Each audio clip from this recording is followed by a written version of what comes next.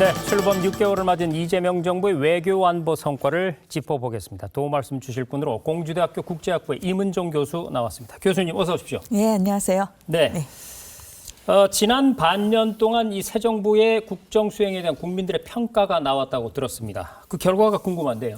네, 지난 이제 6개월 동안의 직무 평가에 대해서 대체적으로 긍정적인 평가가 우세하다라는 그런 결과인 것 같습니다. 네. 예를 들어서 이제 중앙일보 여론조사 업체 중앙일보가요 여론조사 업체 이제 한국갤럽에 의뢰를 해서 지난달 이제 28일부터 29일 이제 양일 동안에 전국에 계신 이제 만 18세 이상 성인 1,002명을 대상으로 이제 여론조사를 실시를 네. 했는데 그 실시한 조사 결과에 의하면 매우 잘했다가 36%, 그리고 대체로 잘했다가 27%, 뭐 잘했다라는 이제 긍정적인 평가가 대체적으로 한 62% 정도로 나타난 것으로 보입니다. 네. 대체로 뭐 잘못했다는 13%, 매우 잘못했다 또 뭐 19% 정도가 있지만 뭐 과반 이상이 지금 긍정적인 평가를 내리고 있으신 가운데 그중에서 이제 저희 오늘 주제에 또 맞게 가장 눈에 띄는 것은 역시 이제 외교 부분에 있어서 가장 높게 평가한 아하. 것으로 그렇게 나타났습니다. 대통령 직무 긍정 평가 이후에 첫 번째 1순위가 외교 43%였던 것으로 나타나고 있습니다. 네. 네. 이 여론조사 결과라고 하는 건 국민들이 네. 한 명 한 명 직접 매긴 일종의 성적표다. 이렇게 볼 수가 있을 텐데요. 네. 그러면 똑같은 국민이긴 하지만 공부를 좀 많이 하신 국민인 교수님께서는 이재명 정부 외교 전반 어떻게 평가하세요? 네, 전반적으로 이런 평가가 나오는 것에 대해서 저도 굉장히 공감하고요. 무엇보다 이 외교 부분에 있어서는 물론 그렇습니다. 어느 나라 대통령이나 아무래도 뭐 예를 들면 국빈 행사를 갔다 오신다든지 네. 이런 외교 활동을 잘 하고 오면 당연히 다 그것이 지지율에 도움이 되죠. 그렇죠. 그것은 뭐 우리나라만 있는 일은 아닌데 특별히 이제 저희가 워낙에 올해 상반기가 이제 어렵게 보냈었다 보니까 게다가 이제 대한민국이란 나라는 무엇보다 통상으로 먹고 사는 나라기 때문에 네. 그런 부분이 이제 막혀버리면 굉장히 국민들이 답답할 수밖에 없는데 그런 부분들을 이제 하나하나씩 그리고 또 하나하나씩이라고 말씀드렸지만 너무나 굵직한 행사가 올해 많았습니다. 그렇죠. 네, 그런 것들을 다 이렇게 잘 이렇게 뭐라 그럴까요? 잘 수행을 하시면서 그러면서 이제 이런 평가를 받게 되신 게 아닌가 그런 생각이 듭니다. 네, 잘 알겠습니다. 지난 6개월 동안 이 대통령의 이동 거리 얼마나 될까요? 지구 3바퀴 반을 돌았습니다. 이게 약 14만 2천 킬로미터라고 하는데요. 그동안에 5차례 다자회의를 소화했고 29개국 정상과 양자회담을 했죠. 말 그대로 참 숨가빴던 6개월이었는데 정리를 좀 해볼까요? 네, 저도 지금 말씀을 드리면서도 약간 제가 지금 말이 버벅했던 게 머릿속에 많은 행사들이 지금 지나가면서 그랬는데요. 무엇보다 취임하시고 며칠도 되지 않아서 이제 캐나다에서 있었던 G7 정상회의가 그렇죠. 있었던 것을 기억하고 계실 겁니다. 네. 불과 한 12일 정도만이었던 것으로 기억을 하는데요. 이제 캐나다에서 열리는 이 G7에 당시 이제 우리는 G7 정식 멤버는 아니기 때문에 가야 하나 말아야 되나 이거 뭐 인수위도 거치지 못했는데 그렇죠. 뭐 그런 설왕설래가 있을 정도로 굉장히 급박했던 행사였었습니다. 근데 아주 가서 이제 소위 이제 상견례라고 할 수 있겠죠. 많은 그런 주요국 정상들하고 부드러운 분위기가 형성이 돼서 저희가 이제 고무적으로 봤었고 그렇죠. 바로 이어서 이제 유엔 행사가 당연히 있었습니다. 네. 9월은 역시 이제 세계적으로도 유엔 그 총회 행사가 가장 큰 것인데 여기서 이제 또 추후에 좀 논의할 여지가 있겠습니다만은 북한에 대해서 예를 들면 엔드 이니셔티브라든지 네. 이런 것을 또 얘기하시기도 했었고 아무튼 또 뭐 유엔이라는 곳 자체가 뭐 지구상에 있는 거의 대부분의 나라가 다 들어와 있는 그런 조직이기 때문에 그렇습니다. 네 거기에서 또 좋은 그런 분위기가 형성이 됐고요. 그리고 또 말레이시아에서는 또 아세안 정상회의가 네. 있었습니다. 여기에도 가셨었고 또 그리고 뭐니 해도 이제 저희 우리나라에서 있었기 때문에 다 우리가 이제 각인이 된 것은 경주였었죠. 에이펙 정상회의. 네, 에이펙이죠. 이것도 굉장히 노심초사했었습니다. 네. 너무 이제 여러 가지 로지스틱적인 측면이라든지 또 게다가 지금 이 미국과 중국의 이런 갈등 상황이 있기 때문에 과연 이 두 정상이 다 올까라는 부분도 걱정을 하면서 지켜봤는데 그 부분도 역시 잘 되었고 네. 그리고 저는 사실 개인적으로 이 수많은 지금 숨가쁜 상황 속에서 바로 저희가 지난주에 아마 이 자리에서도 논의를 네. 했는데 이 중동 아프리카 순방 물론 G20가 주 목적이시긴 했지만 그 부분을 가장 저는 좀 유심히 봤습니다. 네. 저희에게 이제 새로운 지평이 또 열리고 있는 것이기 때문에 그런 지금 일련의 과정 과정 쭉 말씀드리면서도 참 굉장히 숨가쁜 반년이었구나 이렇게 돌아보게 되네요. 네. 네, 잘 알겠습니다. 아시아 태평양 경제협력체 APEC 정상회의까지는 대한민국이 국제사회에 정상적으로 돌아왔다라는 것을 알리는 효과가 있었다면 방금 교수님 말씀하신 주요 20개국 정상회의와 중동 아프리카 순방부터 본격적인 어떤 실용 외교를 시작했다. 이런 느낌을 좀 받습니다. 네. 역시 방금 교수님 말씀하신 것처럼 그 내용 중에 올가을에 경주에서 열렸던 아시아 태평양 경제 공동체 APEC 정상회의가 이재명 정부 외교의 백미로 꼽히고 있습니다. 이번 APEC 정상회의 대표적인 성과 어떻게 좀 정리해 볼 수 있을까요? 뭐 여러 가지가 있을 수 있겠습니다. 특히 이제 트럼프 대통령이 이제 재취임하고 나서는 워낙에 이제 이런 다자주의를 별로 좋아하지 않는 그렇습니다. 분이고, 뭐 그거는 또 어떤 면에서는 합리적이라고 볼 수도 있겠습니다. 왜냐하면 미국이란 나라는 워낙 강한 나라기 때문에 네. 양자로 할 때 훨씬 더 레버리지가 세지죠. 그렇죠. 예, 그러니까 그런 부분에서는 이제 자국 국익을 최우선으로 여기는 지금 아메리카 퍼스트를 외치는 또 마가를 외치는 이런 지금 트럼프 행정부와 또 그의 지지자들 입장에서는 이런 뭐 다자주의 뭐 사랑방도 아니고 그렇습니다. 여기 저기 가서 뭐 나도 그냥 그 중에 하나인 것처럼 되는 네. 것도 아마 불편했었을 거고. 그리고 여럿이 모인 자리에 굳이 가서 가서. 크게 남을 게 없죠. 맞습니다. 네. 그러니까 그게 그렇게 아마 생각을 하고 있을 것입니다. 근데 이제 저희 같은 중견국 입장에서는 저희는 뭐 물리적으로 미국 같을 수가 없는 나라기 때문에 당연히 이렇게 여러 나라들하고 분위기가 좋은 것이 당연히 우리 국익에 또 도움이 되죠. 그래서 그런 측면에서는 이번에 이 APEC 또 많은 나라 정상들이 오시고 또 거기에 취재진의 또 외교관들, 기업인들, 뭐 젠슨 황 같은 경우도 와서 굉장히 좀 네. 주목을 받았습니다만 그런 정도의 행사였었는데 뭐 역시 뭐니 해도 아마 우리 국민들께서 느끼시기에는 그 한미 역시 간의 그 무역과 관련된 부분, 관세 협상. 맞습니다. 그 부분에 아마 물론 이것이 APEC 자체와 직접적으로 상관이 있는 것은 아니지만 네. 저희를 제일 노심초사하게 만드는 부분이 그것이었기 때문에 그렇습니다. 그 부분을 아마 많은 분들이 좀 긍정적으로 보시지 않았을까. 일정 정도 물론 아직도 굉장히 이렇게 모호한 게 많지만 일정 정도 좀 그 불안함을 좀 해소하는 데는 네. 기여했다라고 기억하시지 않나 싶습니다. 네, 잘 알겠습니다. 네. 이렇게 지난 6개월 동안 국제사회에서 한국의 위상과 역할에도 적지 않은 변화가 있었다. 그런 평가가 나오고 있습니다. 교수님, 지난 반년 사이에 한동안 사라졌던 코리아가 이제 복귀했다. 완전히 외교가 정상화됐다. 이렇게 판단하십니까? 네, 뭐 여러 가지로 그렇게 느끼시는 분들이 많을 겁니다. 이번에 사실 저는 이제 정치학자인데요. 네. 저희 이제 그 정치학회라는 학회 관련 학회들이 있죠. 근데 아마 보도가 많이 됐기 때문에 아시는 분들도 있으실 겁니다. 대통령께서도 오셨기 때문에 그 세계 정치학회라는 것이 코엑스 서울에서 열렸었습니다. 네. 역대 최고로 많이 왔습니다. 왜 이렇게 많이 왔지라고 했을 때 아무래도 이제 전공들이 정치학이다 보니까 네. 더 관심을 가졌던 것 같아요. 한국이 지금 뭔가 여러 가지로 다 알 수는 없어도 여러 가지 일들이 많았던 것 같은데 이제 뭔가 다 제대로 정상적으로 돌아가나 보다라고 하는 것을 좀 눈으로 확인하고 싶어하는 그런 학자들이 많았던 것 같고 네. 그 자리에 대통령께서도 또 메시지를 전달하러 오셨었는데요.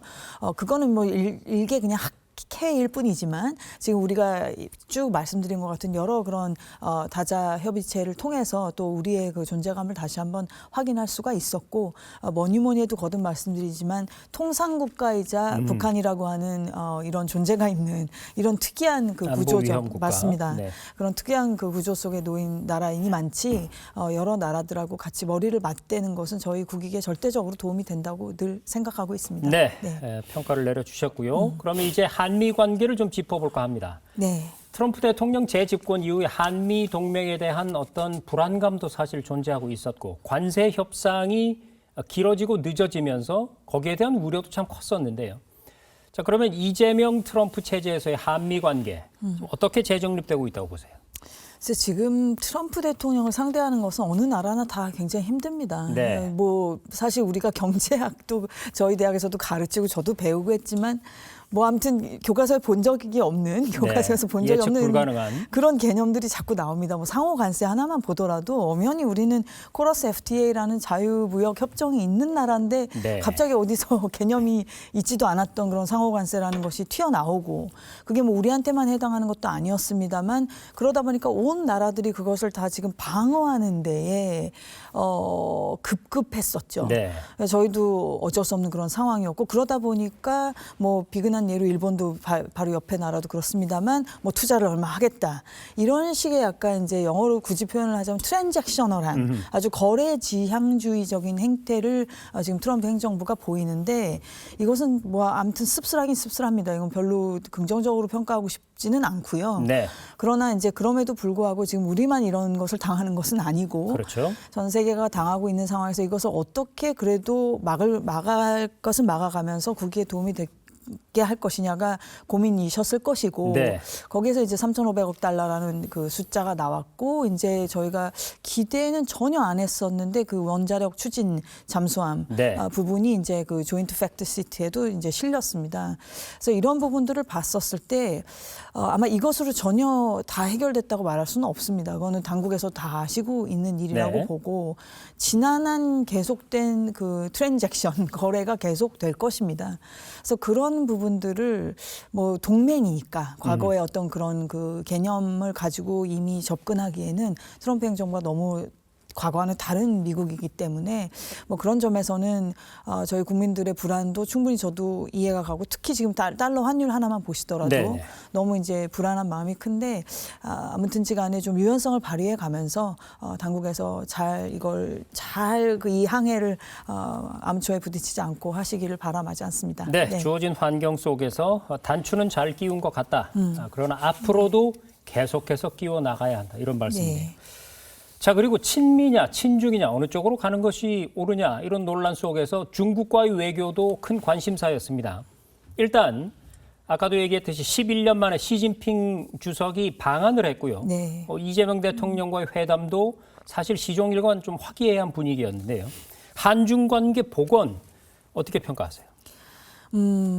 워낙 지금 중국이라고 하는 나라가 지금 과거 그런 또 잣대로만 볼 수가 없습니다. 왜냐하면은 이 미국 중국의 전략적 경쟁이라고 하는 것은 제가 누누이 많이 말씀을 여기저기서 드렸는데 미래 그 기술 패권에 관한 것입니다.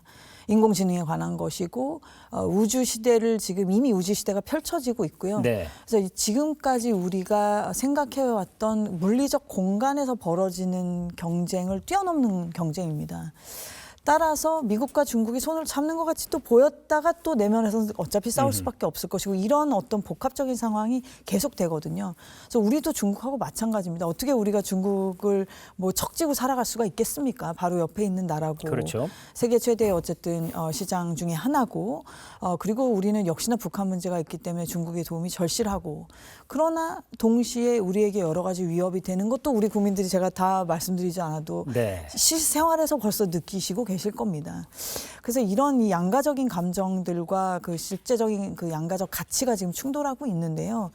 그런 측면에서 지금 정부가 추구하시는 소위 말하는 이제 실용주의라고 하는 것이 무엇인가라고 하는 것에 대해서는 참 이런지야 어떻게 말씀드리기가 쉽지 않지만 그럼에도 불구하고 시진핑 주석이 이번에 경주에 왔다라는 것 자체만으로도 굉장히 중요하고 그 다음 이제 또 순번이 중국으로 또 넘어가기도 하지만요. 네. 그래서 아무튼지간에 이 관계를 관리하는 것이 중요하다. 지금은 뭐 너무 친해질 수도 아마 없을 것입니다. 아마도 제가 뭐 단언할 수는 없지만 그게 여러 가지 상황에서 쉽지 않은데 그러나 거듭 말씀드리지만 척지고 살아갈 수 있는 나라도 아니니 많지 사안별로 적절하게 어떤 면에서는 좀 거리를 두면서도 네. 또 어떤 면에서는 긴밀하게 협력할 수 있는 그런 관리가 중요한 시대가 아닌가 이런 생각을 해봅니다. 그렇습니다. 네. 제가 교수님의 설명을 듣다 보니까 이런 비유가 적절할지 모르겠는데 과거에는 사실 우리가 균형 외교라는 네. 말을 많이 썼었거든요.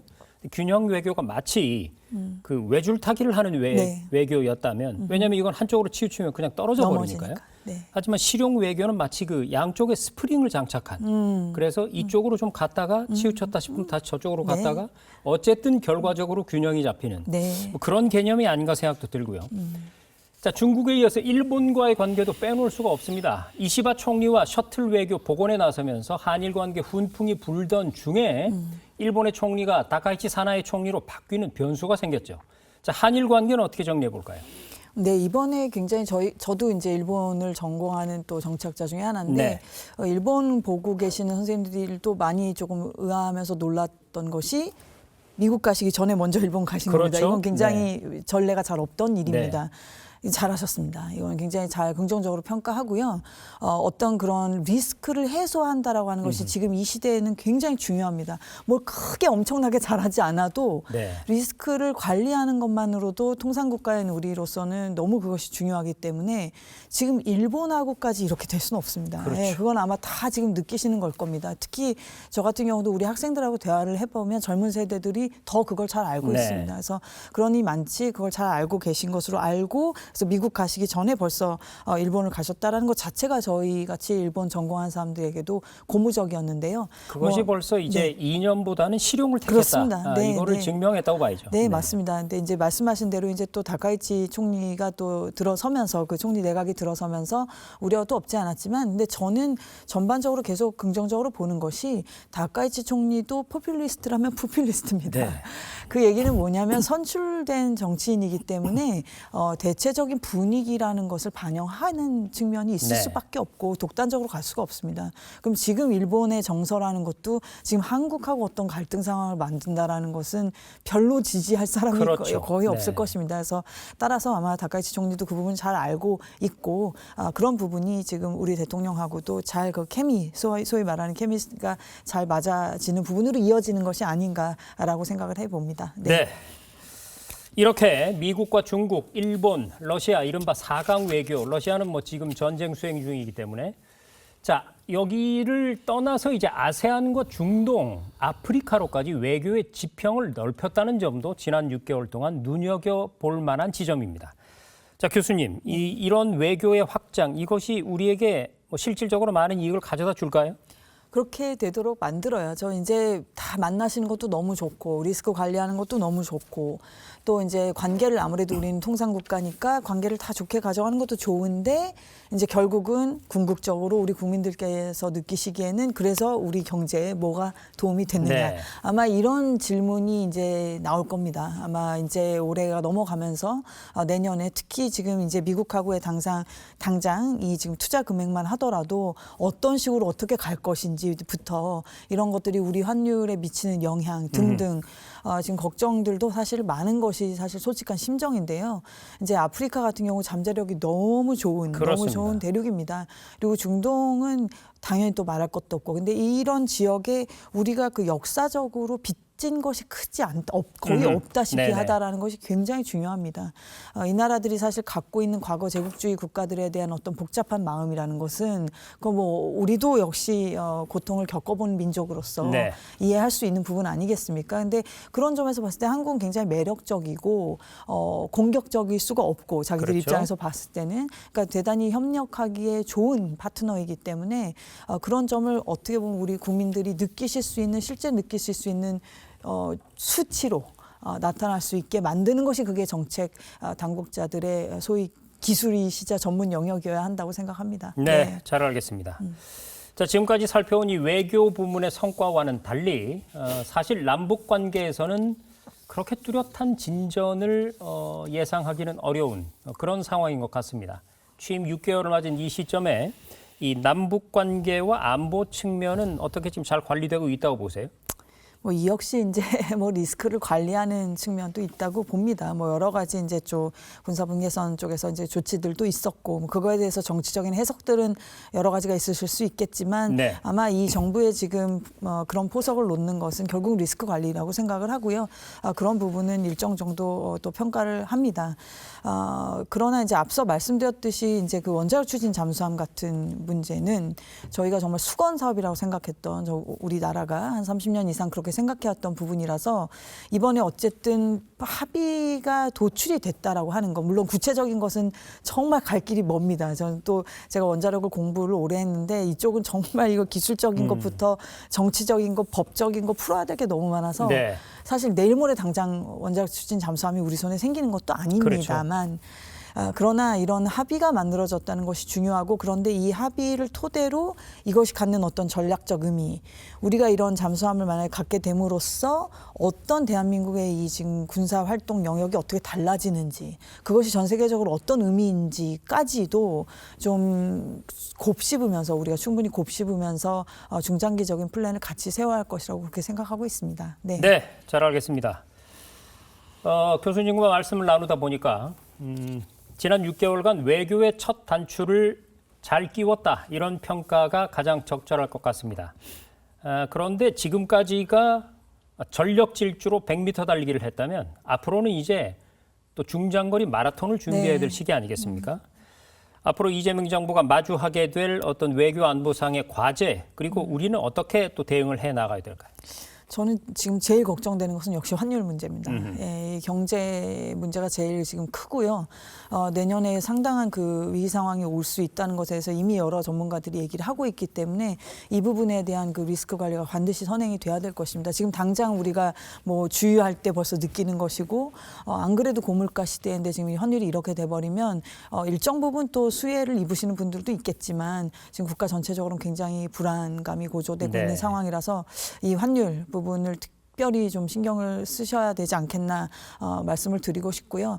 이제 안보적인 측면에서는 지금 그 중일 조금 바로 이제 이어서 또 네. 다른 대담이 있으실 텐데 이 중일 갈등 상황이 심상치는 않은 그렇습니다. 것 같습니다. 이런 이 갈등 상황이 지금 지구 곳곳에 있습니다. 근데 우리 같이 통상국가 입장에서는 사실 어느 쪽도 편들기 사실 싫은데 네.